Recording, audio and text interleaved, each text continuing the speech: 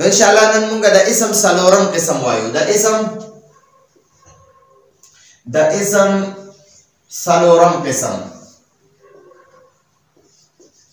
د اسم سلورم قسم وسعت دی او وسعت څه ته وایي یعنی نکرہ معرفہ دې ته وسعت وایي نو د اسم سلورم قسم وسعت دی ٹھیک شو وسعت یعنی نکرہ معرفہ دی ٹھیک شو نو وسعت څه ته وایي دا ګوره دا وسعت دوه قسمه دی وسعت دو قسمه دی وسعت دا اسم با وسعت لحاظ سره یا به نکره وي ٹھیک شو نکره یا به معرفه وي نو یوه اسانه خبره تاسو په سکولونو او اردو ګرامرو کې مو اورېدلې وي نکره عام څیزونو ته وایي عام نومونو ته وایي عام انسانانو ته وایي او معرفه خاص ته ویل شي خاص څیزونه خاص ځایونه او خاص اشخاص هغې ته معرفه وایي ٹھیک شوه نو هر یو اسم به تاسو نکره ګڼئ تر څو چې پکې د معرفې قسمونه نه د معرفې اوه قسمونه دي معرفه اوه قسمه ده اوه قسمونه دي د معرفې کم اسم کې چې د معرفې یو قسم هم وي دغه به معرفه وي که د معرفې د دې اوو قسمونو نه بهر وي هغه به نکره وي نو انشاءالله نن به موږ د معرفې یعنی خاص څیزونه خاص ځایونه او خاص اشخاص وغیره نمونو دپاره چې نمونه چې دي هغه معرفه دي نو معرفه انشاءالله نن موږ وایو معرفه اول به ورته دا ولیکئ د خاص څیزونو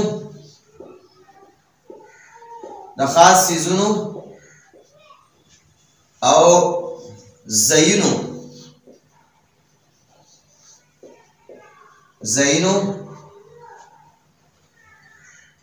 د خاص څیزونو او ځایونو او اشخاصو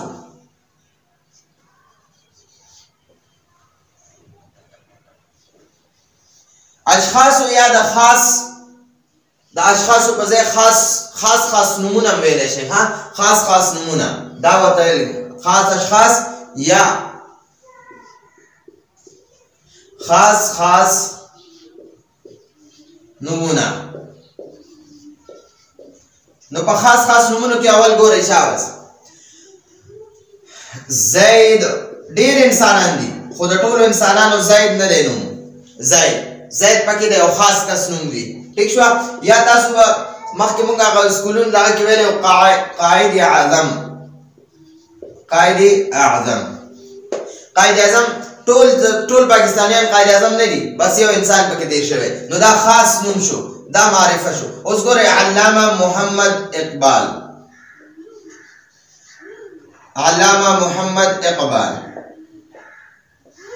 نو دا خاص نمونه دي ٹھیک شو دا خاص نمونه چې دي دا معرفه دي اوس خاص ځایونه نو ګورئ ملکونه په ټوله دنیا کې ډېر زیات دي خو ټول ملکونو نومونه پاکستان نه دی نوم ٹھیک شو نو پاکستان دا یو خاص نوم دی دا هر یو ملک مصر نه دی نوم مصر په ټوله دنیا کې یو دی ٹھیک شو په پاکستان کې اوس ډېر ښارونه دي د ټولو ښارونو لاهور نه دی نوم لاهور صرف یو دی په پاکستان کې ٹھیک شو دغه شان د ټولو ښارونو اسلام آباد نه دی نوم نو اسلام آباد دا صرف یو نوم دی ٹھیک شو دا معرفه دي نو یو قسم ګورئ دا شو د معرفې قسمونه دا خاص نمونه دا معرفه شو اوس دویم قسم دا ملکونو او ښارونو ملکونو نمونه دا هم خاص نمونه چې کوم دي هغه معرفه دي او دې نه پس څیزونه نو ګورئ کتاب نوم چې موږ واخلو دا کتاب نکره دی ځکه دنیا کې کروڑونو کتابونه دي نو عام دا ټول عام دي بس اوس په ټولو کتابونو کروڑونو او کربونو کتابونه دي نو د ټولو کتابونو قرآن مجید نه دی نوم کنه قرآن قرآن مجید.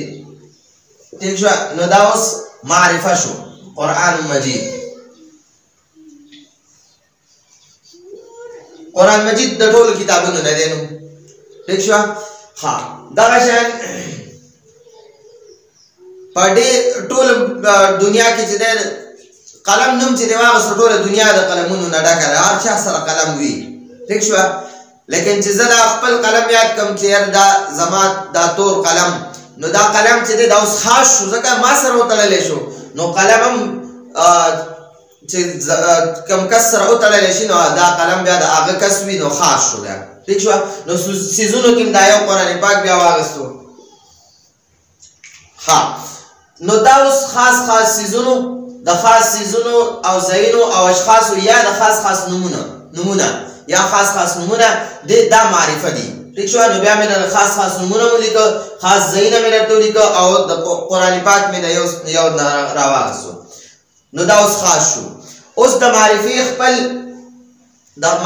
خپل اوه قسمونه دي. دا خو صرف د معرفې لږ غونته کې تعریف ولیکو، د معرفې نور خپل اوه قسمونه دي.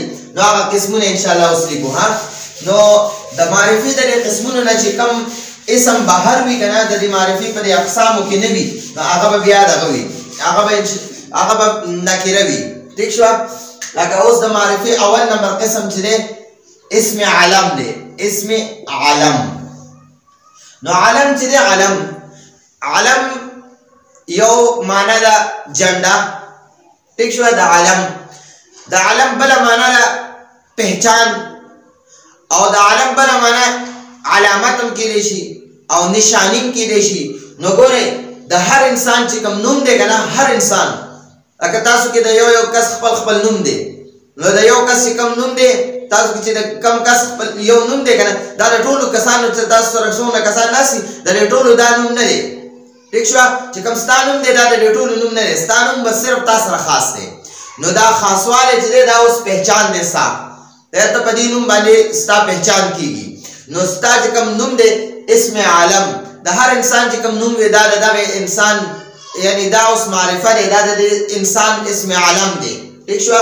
نو اسم عالم چې دی جنډې ته ویلی شي جھنډا. ٹھیک شو؟ پہچانم کېدی شي، علامت هم کېدی شي، نشانیم کېدی شي. نو دا علم دا ټول نمونه دي. ها دا ټول معنی کېدی شي. ٹھیک شو؟ نو علم وګورئ اسم علم معنی د پہچان والا اسم. نو ګورئ اوس ډېر طلبا دلته کې ناست دي، نو دا ټول طلبا چې دا نکره دي. اوس په دې ټولو طلباو کې بکر د یو طالب نوم دی، نو دا بکر پکې اوس خاص شو. نو مثلا اوس ګورئ بکر دا یو نوم دی، نو دا اسم علم دی. ٹھیک شو؟ یا ما تاسو ته وختي ولیکلو قائد اعظم، نو دا هم یو معرفه اسم علم دی. ٹھیک شو؟ دینا پس ګورئ ورته لاهور یو اسم دی، یو خاص خار دی. د ټولو خارونو لاهور نه دی نوم، صرف د یو ځای پکې لاهور نوم دی. او دغه شان پکې بیا واغېستو قرآن مجید. ٹھیک شو؟ قرآن مجید. نو دا دې ته اسم عالم ویلی شي. دویم نمبر دی اسم ضمیر. اسم ضمیر څه ته وایي؟ نو اسم ضمیر د نوم په ځای باندې چې کم لفظ استعمالیږي دغه ته اسم ضمیر وایي. د نوم په ځای باندې چې کوم لفظ استعمالیږي دغه ته څه وایي؟ دې ته اسم ضمیر وایي. لکه مثلا ګورئ زه وایم بکر ډېر ذهین طالب علم دی. هغه هر کال کلاس ټاپ کوي. هغه اوس د بکر په ځای باندې ما هغه استعمال کړو. هغه هر کال کلاس ټاپ کوي. ٹھیک شو؟ سکول ټاپ کوي یا کالج ټاپ کوي یا مدرسه ټاپ کوي. ٹھیک شو؟ دغه شان هغه ډېر نیک هلک دی، هغه منځګزاره دی. نو د بکر په ځای موږ د هغه استعمالو که نه، دې ته اسماء ضمایر وایي. د نوم په ځای چې کوم لفظ استعمالیږي هغه ته اسم ضمیر وایي.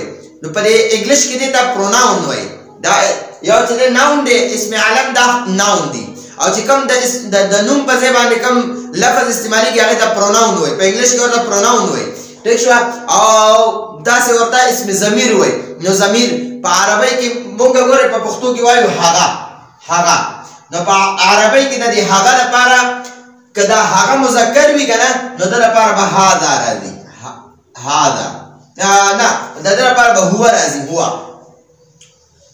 هو ٹھیک شو او که دا هغه چې دی که نه هغه دا مؤنث وي نو هغې لپاره به هي راځي هي ٹھیک شو په دې پوه شوئ اسم ضمیر څه ته وایي د اسم په ځای باندې چې کوم لفظ استعمالیږي کوم ضمیر استعمالیږي هغې ته اسم ضمیر وایي او په عربۍ کې د اسم په ځای باندې کله کله هو استعمالیږي بیا یا مؤنث وي هغې لپاره هي استعمالیږي نو دا اسم علم معرفه دی اسم ضمیر معرفه دی ٹھیک شو اسم علم او اسم ضمیر دا دوه شو کنه او دریم نمبر قسم ته ګورئ دا اسم دا د معرفې دریم قسم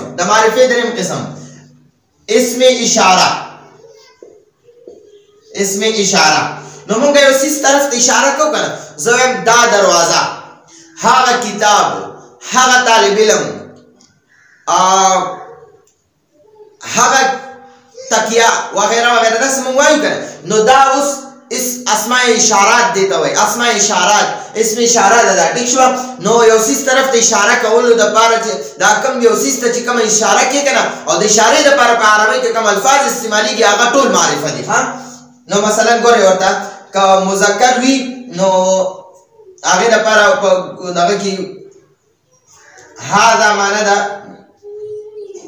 معنا ده دا مونږ په پښتو کې وایو دا یا هغه ٹھیک شو نو هذا معنا ده دا او هغه دپاره هغه د هغې دپاره ذالکه ٹھیک شو او که دا کوم مونږ سره نږدې څیز وي او هغه ته مونږ اشاره کوو هغه مؤنث وي نو هغې دپاره به هذه راځي هذه ٹھیک شو نو هذه ذالکه تلکه که مؤنث وي نو بیا تلکه چې لرې وي او چې مذکر وي هغې دپاره ذالکه چې لږ درنه لرې فاصله کې وي ٹھیک شو مؤنث دپاره هغه په عربۍ کې دې ته وایي تلکه ٹھیک شو تلکه نو دا تلکه دا اسماء اشارات دي ٹھیک شو دې نه پس بیا د دې د معرفې سلورم قسم نو هغې ته دلته کې ګورئ سلورم قسم نن صرف د معرفې څلور قسمونه وایو انشاءالله پنځم بیا بله ویډیو انشاءالله هغې کې جوړو بل درس به انشاءالله هغې کې به بیا د معرفې دا پنځم قسم او شپږم اووم به بیا هغې انشاءالله بل هغې کې جوړو ځکه هغې کې ډېرې زیاتې خبرې دي او ډېرې پیچیده او ډېرې اهمترین خبرې دي په هغې کې پنځم نمبر قسم د معرفې چې کوم پنځم قسم دی په هغې کې ډېرې خاص خبرې دي او ډېر لوی علمي خبرې دي په هغې کې نو انشاءالله هغې باندې به بیا یو خپل ټاپک دی په هغې به بیا یو ویډیو جوړو او خو تفصیلا خبرې به په هغې کې کوو څلورم قسم د معرفې اسم موصول دی اسم موصول چې دی که نه اسم موصول اسماء موصوله چې څومره هم دي که نه دا دوه جملې په خپلو کې ملاولو دپاره راځي دوه جملې خپلو کې ملاولو دپاره اسماء موصوله راځي لکه یو طرف ته یو جمله ده بل طرف ته یو جمله ده خو په منځ کې ځای خالي دی نو د دواړو جملې یو بل سره ملاولو دپاره د ربط کار کوي د ربط کار دا موصول چې دی که موصول دا د ربط کار کوي د دوه جملو خپلو کې جوړولو لپاره اسم موصول راځي نو موږ وایو لکه اردو کې وایي جو یا موږ په پښتو کې وایو کم چې یا چې کم تاسو څنګه استعمالوئ کم چې که استعمالوئ او که وایو چې کم نو کم تاسو استعمالوئ نو کم چې دا کم چې دی که نه که دا مذکر وي نو دې لپاره به الذي راځي الذي اردو کې وایي جو کې جو الذي جو مونږ پښتو کې وایي کم چې ٹھیک شو او که دا الذي مؤنث وي نو هغې لپاره به دا کم چې مؤنث وي که نه هغې لپاره به التي راځي التي ٹھیک شو التي نو دا اسماء موصوله دي الذي اللذان اللذین الذین دا بیا جمع ده ٹھیک شو او التی اللتان اللتین اللاتی اللواتی اللائی وغیرہ نو دا ټول بیا تسنیه او جمع استعمال شو نو دا چې دی دا اسماء موصوله دا سلورم قسم دی د معرفه د معرفه اولنی قسم اسم علم دی د معرفه دویم قسم اسم ضمیر دی دریم قسم اسم اشاره ده او سلورم قسم اسم موصول دی نو دا د معرفه سلور قسمونه دي نو فرض کا که یو اسم وی اسم او هغه د دې سلور قسمونو نه بهر وي نه اسم علم وی نه اسم ضمیر وی نه اسم اشاره وی نه اسم موصول وی نو هغه اسم با بیا وګوره پنځم او شپږم او اووم نمبر به چې کوم موږ د معرفه قسمونه وایو که په هغې کې نه نو بیا به دا نکره وي ٹھیک شو نو معرفه او نکره به موږ د دې ګروپ نه پیژنو چې د معرفه خپل ګروپ دی د معرفه اووه قسمونه دي نو دا اووه قسمونه د دې معرفه خپل ګروپ دی نو چې د دې ګروپ نه بهر یو اسم وی کنه نو هغه به معرف نکره وي او چې کوم په دې ګروپ کې دننه وي یا اسم علم وي یا اسم ضمیر وي یا اسم اشاره وي یا اسم موصول وي نو دا به بیا معرفه وي